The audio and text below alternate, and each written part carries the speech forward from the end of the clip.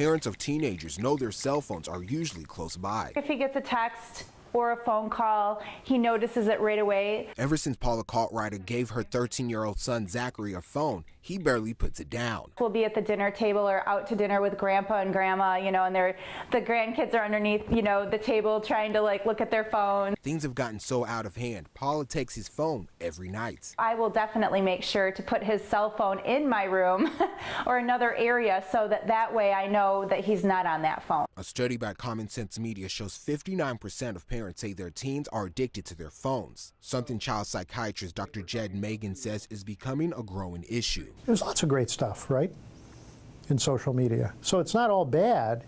It can be very good, but almost anything done to the exclusion of doing a wide variety of things is probably not so good. He tells me teens who are glued to their phones are likely using it to hide from the world. A way to cope with things, a way to buffer stress, a way to deal with boredom, an easier way to do things rather than doing things that are maybe a little more difficult, like spending time with friends. Time that is essential, he says, to growing into a well-rounded adult. If you don't have those experiences, you end up being less sophisticated socially and less able to interact. He added being constantly connected makes it harder to be able to focus on one task. You're also losing the ability to hold a conversation and generally lack compassion for others. So from time to time, you've got to put the phone down.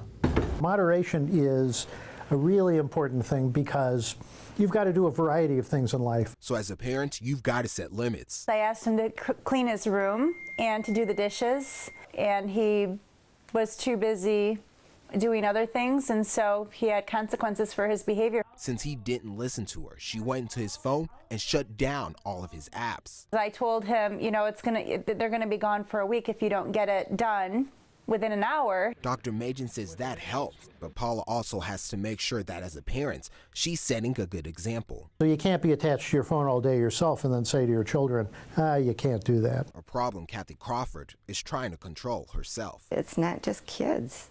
I'm sure I'm not the only adult that has this problem, that are always addicted to their phones. The retired insurance representative has been working on setting limits for herself. I'm not going to look at this, especially like in the morning when I want to read the paper, and because I always put them on the floor in the morning. Dr. Majan suggests Kathy and Paula set phone-free zones in their homes. You got to put your phone down, and for the next half hour, you got to do your work.